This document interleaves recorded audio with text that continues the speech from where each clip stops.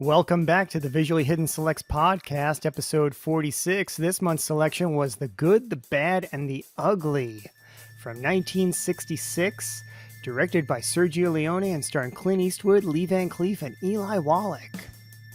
And, gee whiz, this, I don't even know where to begin with this movie. I mean, it's going on 60 years, so it's been around pretty much, not forever, but for all intents and purposes, as far as we've been around, it's been around forever, and then some. And just, again, the influence and the ripple effect of this one. I mean, last year we talked about Once Upon a Time in the West, which was Sergio Leone's not follow-up in a narrative sense, but follow-up in a filmography sense to this film. And, I can't stop watching either of these movies because they're both just like a masterclass in filmmaking, in storytelling, in character development. It's insane that these two are like back to back and so highly regarded, you know what I mean? And like so well made or engineered or constructed, like whatever adjective you want to float in there. It's bananas on pretty much all the same levels. Like, I don't think either one has a flaw or a fault in any department, but they are very different films. And I think that's interesting because they're in the same genre. It's most of the same crew and of course the same creative force and vision behind them, but damn, you know? Yeah, man. As a kid, I was never interested in westerns. As a kid, all I watched were comedies and and horror movies. And then as I got into like my teens, I was like, man, there's so many movies that I hear things about, like The Godfather, that I should probably watch that I've never seen before. And of course, now having said that, these movies are probably always on in the background because my grandfather loved westerns. So I wouldn't, if I was in the house with him, a western was on in some way, shape, or form. So I probably have seen these at a young age, but couldn't tell you what was what. But Right. I had made a point to say, okay, you know what? I got to watch these three movies. I hear so much about them, especially The Good, the Bad, and the Ugly. I went out and I bought them blind from the Virgin Megastore. That's how far back I got these. And yeah, I just watched them and I was not disappointed. Like you had said in the video, like Clint Eastwood is the epitome of cool in all three of these films, Yeah. and it's like, I know we're talking about The Good, the Bad, and the Ugly, but they're so interchangeable, because Well, of the cast and the crew and I don't know if interchangeable is exactly the right word, but I know what you're saying. Like, yeah, they're, intertwined, I guess is a better word, right? Intertwined. yeah, yeah. So I mean, for me, it started with A Fistful of Dollars, and I bought it right there. That's my VHS from when I was a kid. I bought it at Bradley's in New City, New York, if that means anything to anyone. But Bradley's was kind of like Target before Target took over the mhm. retail world. And I bought it on VHS when I was a kid because I saw the clip of it in Back to the Future Part 2 when Biff is Mhm. watching the movie with his bimbos in the hot tub there, and the bulletproof vest, brilliant, Great right? flick. So I was like, oh wow, yeah, and I knew Clint Eastwood because he's Clint, Yeah. like he should be on our currency, you know what I mean? Like that's how important and significant that man is in our culture and our pop culture and our planet and our 20th century history as far as entertainment goes. Like you know who Clint Eastwood is, like if nothing else. Mhm. So for me, it started there, and I couldn't even tell you how many times I watched A Fistful of Dollars. Like that was like a go-to movie. Like I would stay home on New Year's Eve and I would watch A Fistful of Dollars. Like I wouldn't care about like partying or anything like that. Like I wanted to like study that film, and then of course from that you got to go for a few dollars more, Yeah. and that's where it really kind of for me takes off, because at the end of the day A Fistful of Dollars is still a remake of Yojimbo, the Akira Kurosawa samurai film. So as awesome as it is, as extraordinary as beautiful as everything that it is, it's not original. You know what I Mhm. mean? For as original as it is, it's not original. And so for a few dollars more is really where like you start to like dial into Sergio Leone's frequency as a filmmaker. And then The Good, the Bad, and the Ugly is really just the like pinnacle. Like that's where it all kind of comes together and explodes at the same time. It's like an explosion implosion of art and craft and everything. So that's me and my history with it. But I know that Anne just saw these for the first time.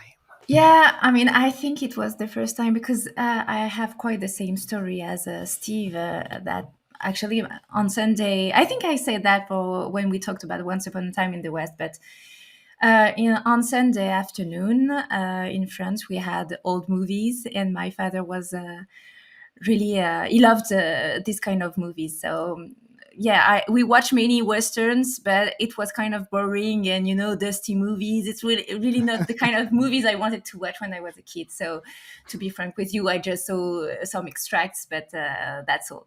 And I think The Good, the Bad, and the Ugly was one of them. So I remember a line because one of my sisters, she was saying that all the time, and now I know it comes from the movie because when I watched the movie for to prepare the podcast, I was like, oh my god, that's what my sister says all the time. It's there are two kinds of people, the one with a loaded gun and the one who dig and you dig. She always say that. So I didn't know it was from this movie, so I was like, oh my god, so funny. Harsh. Yeah. And yeah, and I watch it in French. As I told you, I watched it in French, and I was surprised that actually in French the title makes more sense than in English. I mean, I feel that way because in French the translation is the good, the brute, and the crook. And I think it rhymes, first of all. And I think it makes more sense than the good, the bad, and the ugly. I mean, it's a good title though, but yeah, I think it was interesting to have the French version. Mm.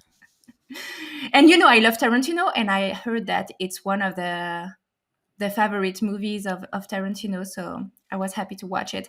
And as you said, Clint Eastwood is one of the best actors we ever had in Hollywood. I mean, I feel that way. And actually, I watch more movies of him as a director and actor than just him and as an actor. So always interesting to see his talent as just an actor. Yeah, the Dollars trilogy is really, what really kind of gave us Clint like proper. If it wasn't for these films, he may have just been, stuck in television land because he was on a television show called Rawhide. He was Rowdy Yates, and he was on that for a few years. And during hiatus, he would go to Spain and make these, spaghetti westerns with the Italians.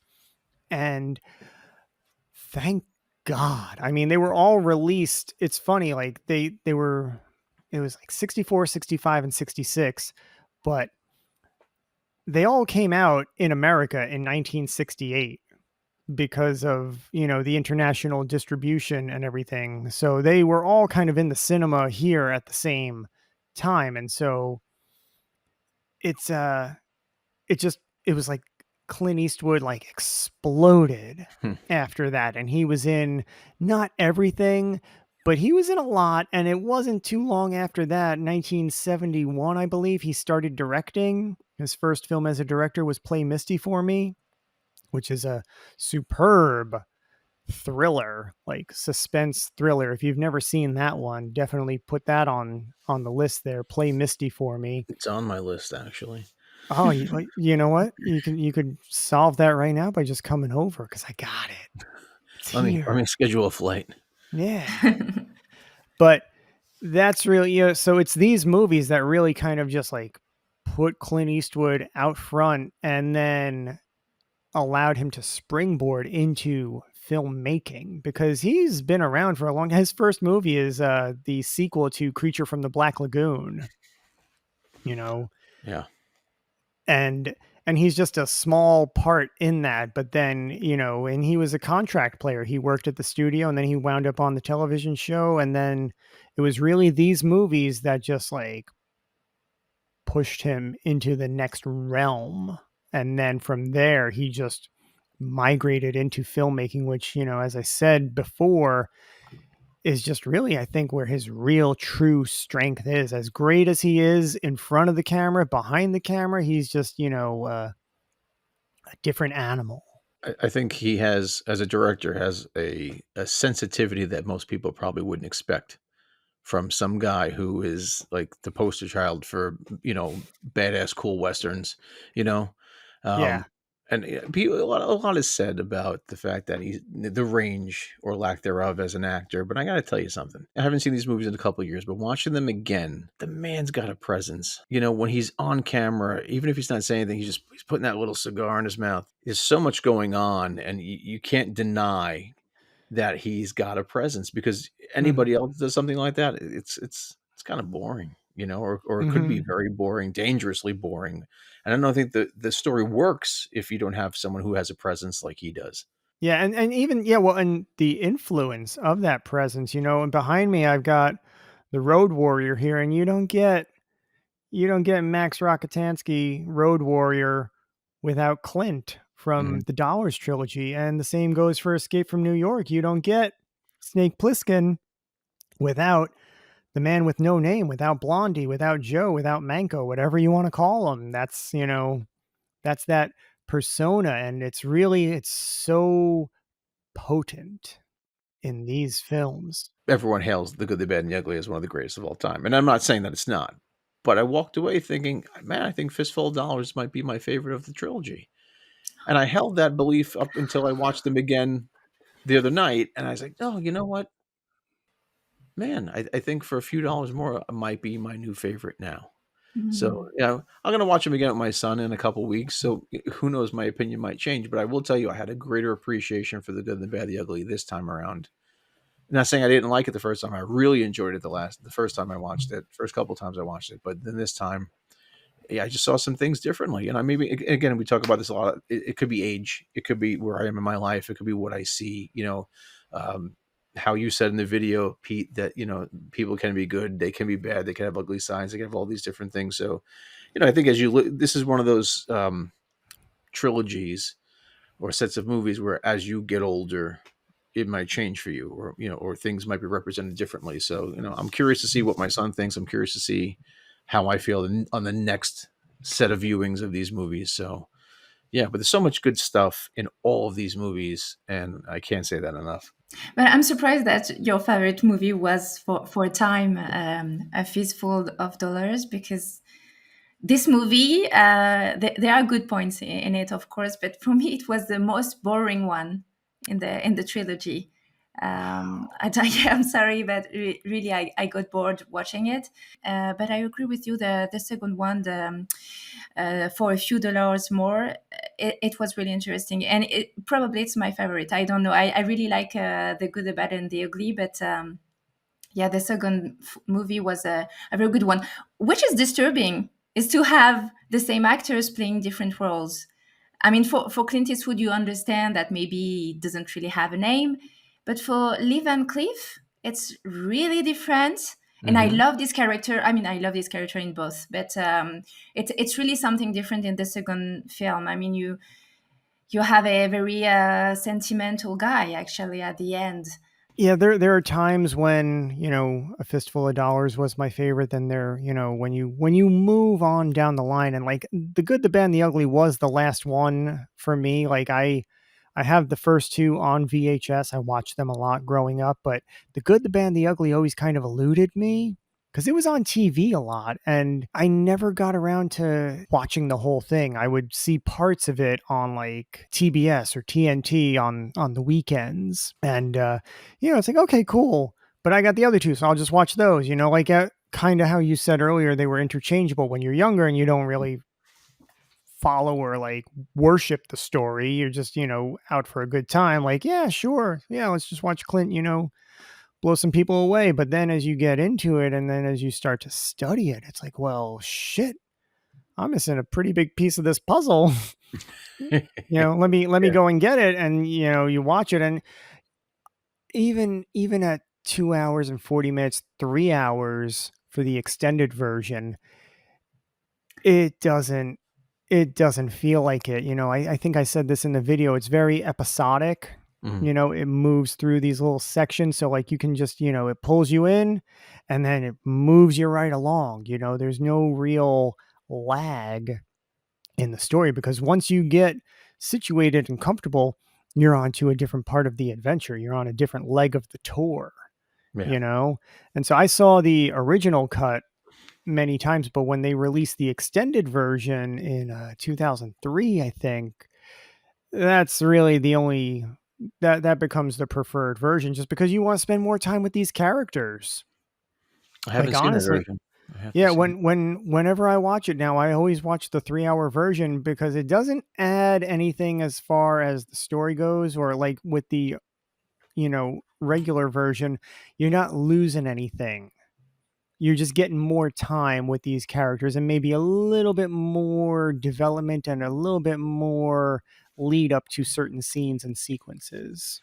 On the fact that you said it's an episodic story, there is one episode for me, the weakest episode.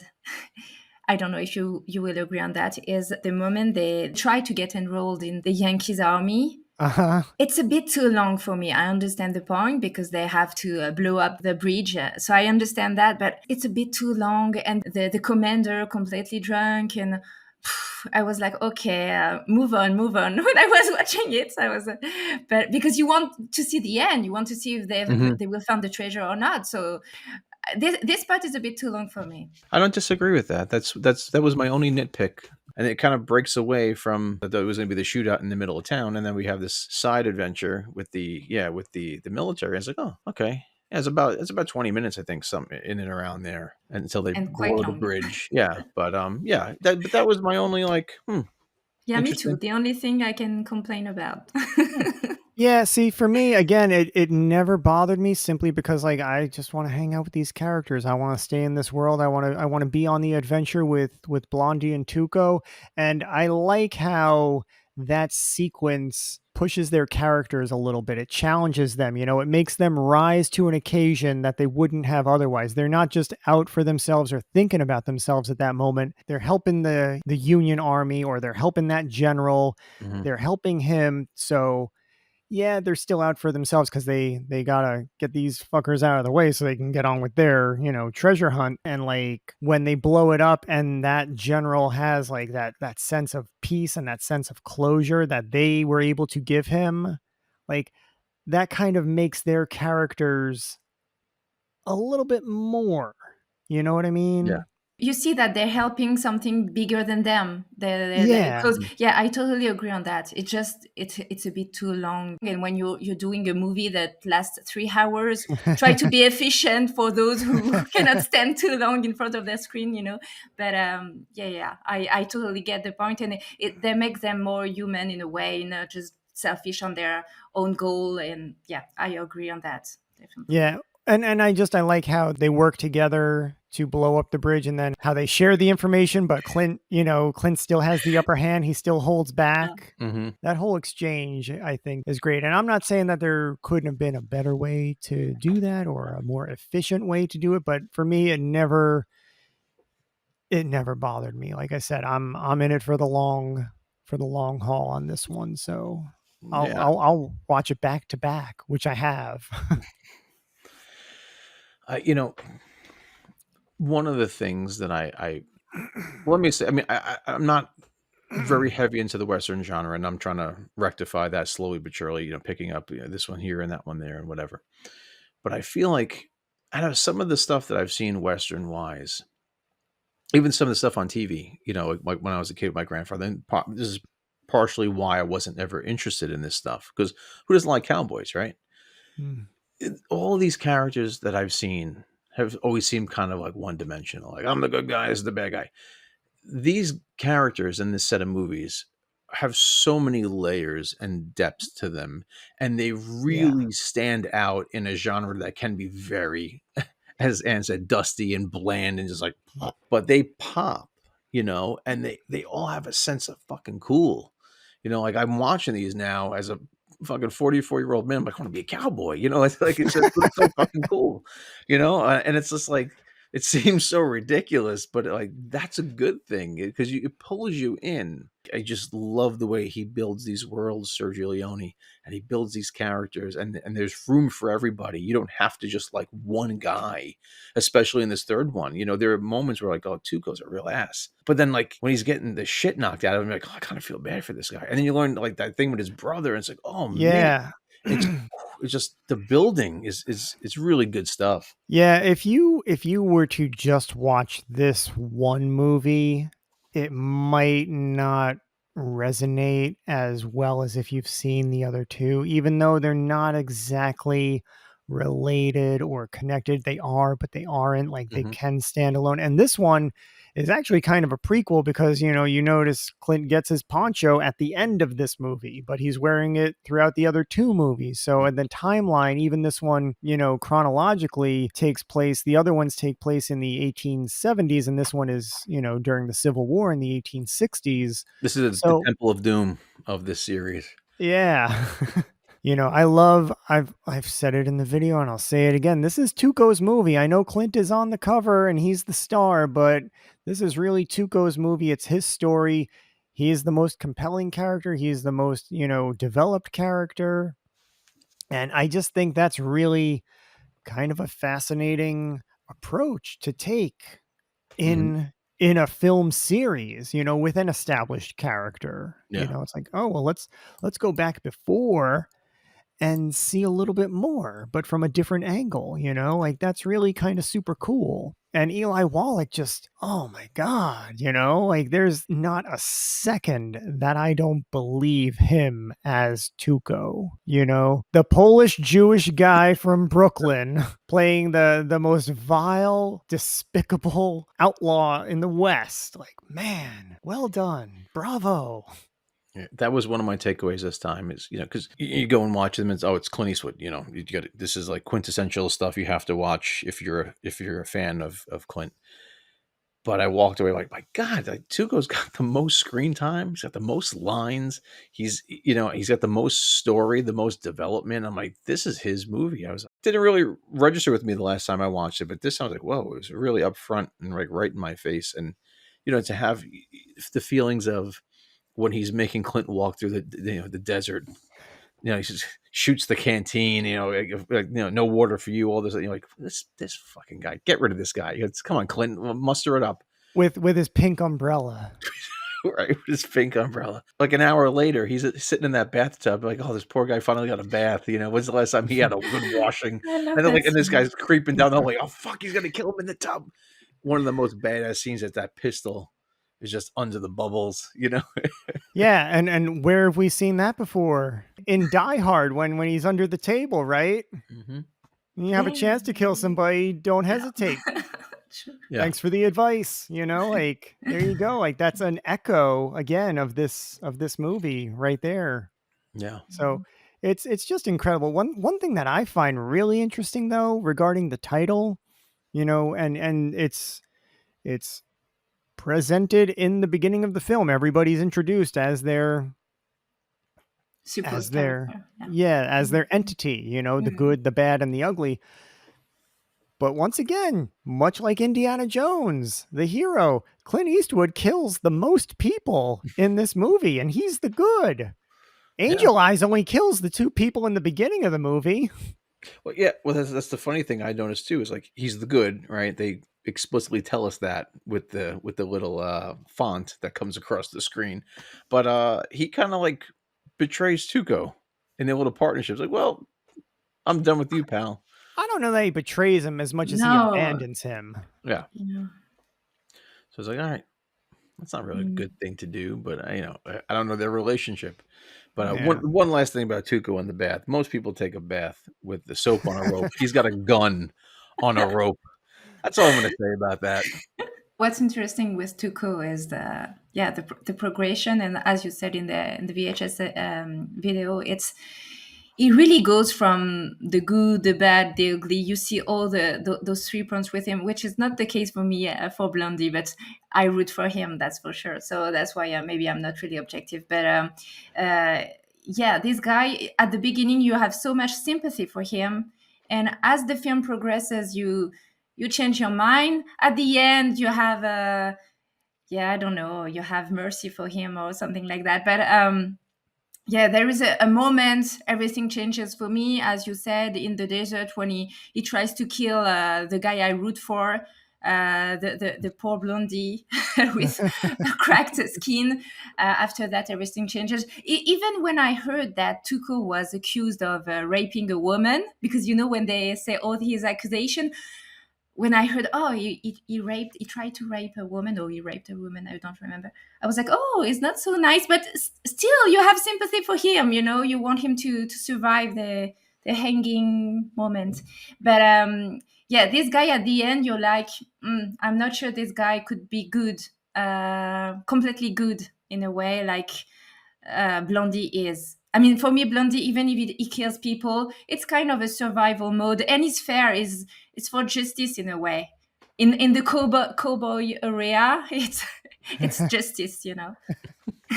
Cowboy justice. Yeah, I just find it interesting though. And then with regard to Tuco, yeah, when he's introduced as the ugly, so you don't really know what to make of him. He's kind of the wild card Yeah. of the movie.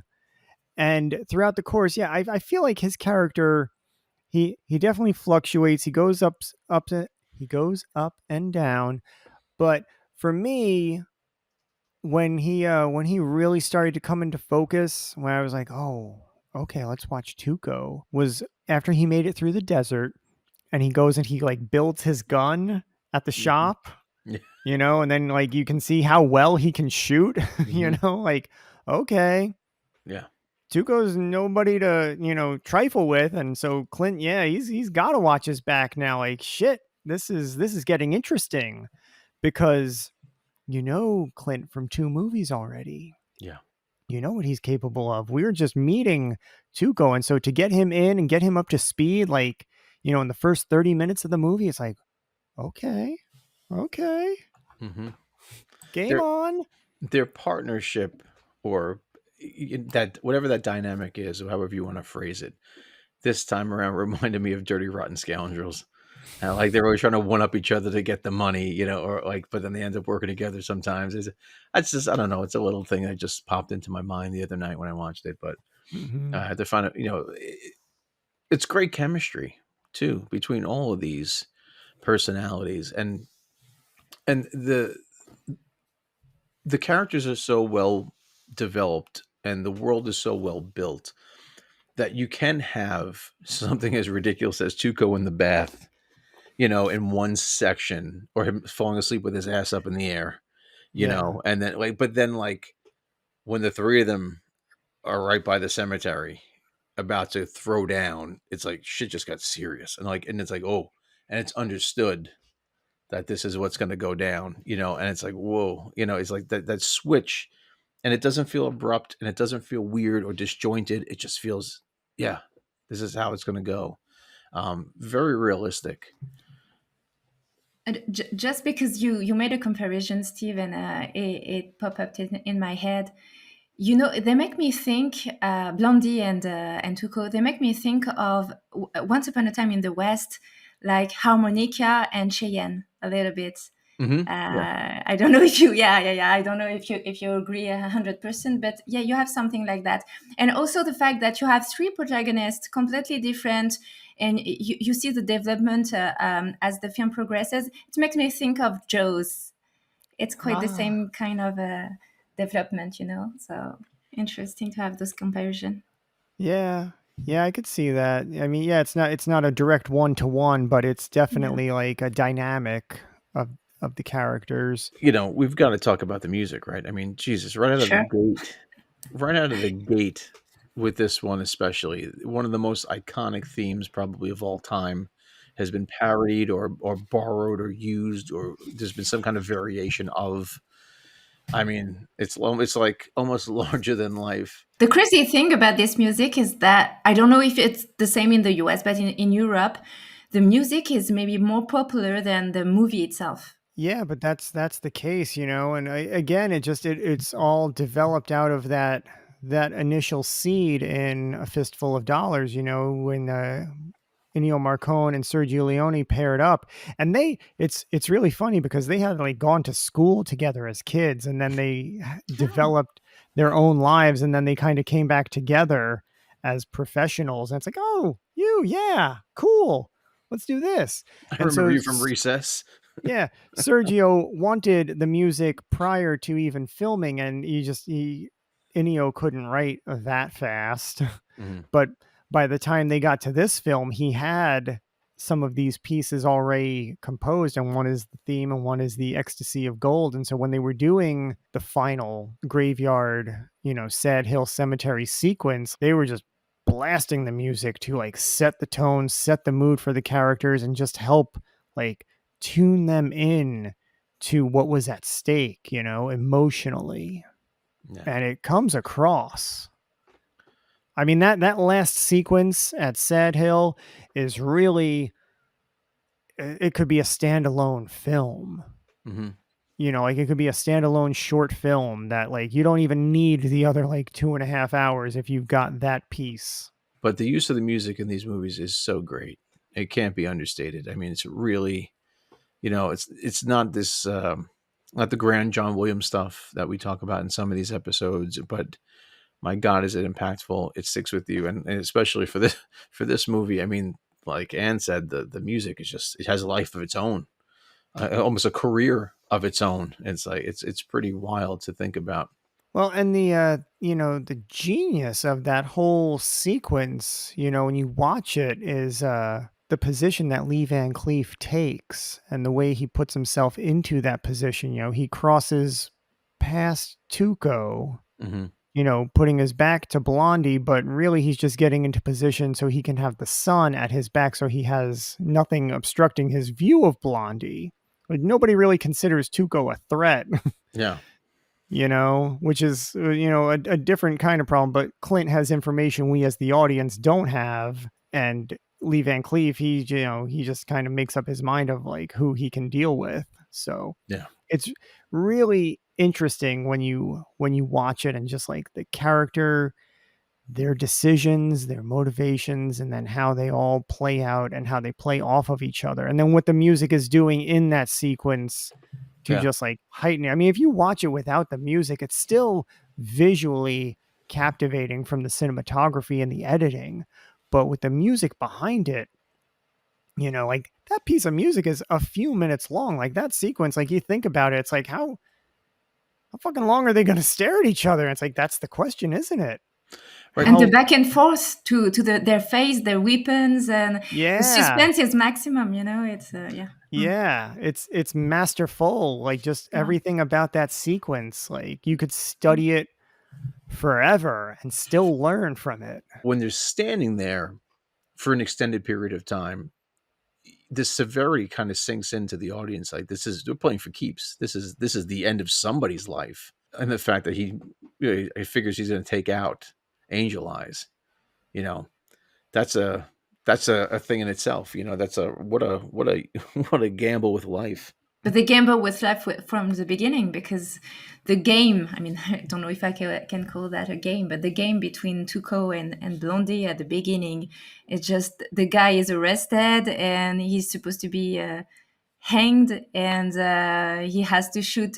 Imagine if he misses. That's the case at some point with someone else. I mean, it doesn't misses. It doesn't shoot because he's stopped by Tuco. So someone is dead because his partner failed. So it's crazy the way they have a game with their own life. Or how Tuco trusts him. Like he could just easily let him hang and walk with all the money. So his life is like in his hands, like for real. Yeah. And that's some kind of trust. Well, and I guess that's why Blondie is the good. Yeah. Like there's inherent good in him, just the way as there's inherent bad in Angel Eyes. Even though, like I said, like if you spent more time with Angel Eyes, you might be on his side. Who knows? Yeah, I have sympathy for him. Yeah, but In a but way. he kills that family for the Yeah. most part, and then he takes out the old man because he's paid to, and he always does a job that he's paid to do. He's a man of his word. He he is. has a job to do, and it's done, But then he slaps the woman around, He gave her you the know. whole because he hand. has a job to do. He gave her the whole hand a few times. I mean, she Yeah. got walloped. And then he has the one guy rough up Tuco, and he's got got his gang swarming around Blondie, so it's like, Yeah. yeah, like he's inherently bad, so, and I think that's and then Tuco, no matter what he does, if he does good or he does bad, he has like an ugly personality, Yeah. it's that's the thing about their characters. It's like it's their inherent character is what they are. Hmm. Yeah. There's a scene I love is the one when my poor Blondie is dying in the desert, and he falls down a sand dune, and then Yeah, you have a bottle doing the same and stopping right next to his face, and I think it's really beautiful to watch. You know what I'm saying? It's really absolutely. choreographed. Yeah. Yeah, that shot always kind of like, wow, how, Yeah. like were they just lucky, or did they plan it? Like did they rehearse it on like another patch of sand? Like, oh, if you drop it like, within this range, it'll come there. Like, wow. Yeah. Yeah. It's incredible. No, I'm with you on that one. Yeah, a lot of the cinematography in this film and the shots are just incredible because it's visual storytelling, Yeah. and I think that's a big part of it too. Because these were Italian productions, but they were made for. I mean, they were made for international audiences, but they are set in an American, part of history. So essentially, an American audience, we have American stars in them, but yeah, they're not overrun with these big flowery speeches and these like dialogue. It's visual storytelling. How can I tell this story? Like if the sound goes out, how can I convey these characters through these situations? And that's a perfect example. Like, yeah, when the barrel just comes in and Blondie's eye goes to it, it's like it's cartoony in the sense that they are animated, it's Yeah. visual. And so funny when they get confused with the color of the uniforms. I love that. Yeah. It's almost like the Tuco and Blondie have this friendly rivalry as the movie goes on. Hmm. Like, and Blondie could take him out at any moment, and Tuco could probably get the best of him, at any given moment also. But I feel like once Angel Eyes enters the picture, it's like, well, he's really the bad guy. He's really the guy we have to take out. And Well, and it comes back around to that inherent character, and I think they know that. Mhm. They know that about each other because they all know each other. And so they both know, yeah, Angel Eyes is bad. He's bad news in any language, Yeah. like fuck that guy. That's why they're not working with him, But then that's why Blondie, he makes his point at the end, Hmm. like he lets him hang for a bit, and then he lets him down, and he leaves him his half, because he's honorable and Right. he's inherently good, for as much bad stuff as he may do or be a part of, like he's not immoral, Yeah. he's not reprehensible, he's not any other like sense of bad, like that's reserved for Angel Eyes. Right. Yeah. And he's built up enough goodwill over the last two films that going into it, you're already on his side, Yeah. regardless. Putting that family back together. So it's like, oh yeah, he's the good guy. He has to be the good guy. One thing that you guys may not be aware of or know about is the setting for the finale, the Sad Hill Cemetery. It was like it was very recently restored. And so you can go there. If you go to Spain, you can go there, and about 10 or so years ago, a group of fans found the location and then started restoring it. Oh, They dug up all the overgrown grass to reveal the stone circle, and then they had people who I think they did like a GoFundMe, or they did some type of crowdfunding wow. to to help with that, and then people were able to put their own their own crosses in there to build out the cemetery. So it's actually a tourist attraction. There's a documentary about it called Unearthing Sad Hill, I think. That's cool. And In yes, Andalusia, I guess. Oh. yeah. So if you're ever in Spain, stop by Sad Hill. That is cool. I didn't know that. Wow. I like when stuff Yeah. like that happens. We need more good stuff like that in the world. Preserve movie history. I'm a big fan of that and big supporter of that. Yeah, absolutely. That will about do it for us here today at the Visually Hidden Selects podcast. We will be discussing a completely different film next time, so make sure you head over to our YouTube channel and subscribe so you don't miss any future selections. You can catch Stephen Bendler over on Instagram at Steve's Pop Culture Corner. Anne and I, of course, are also on Instagram as well as Letterboxd, so you can follow us over there and find out what we've been watching and see what we think. And until next time, if you're going to shoot, shoot!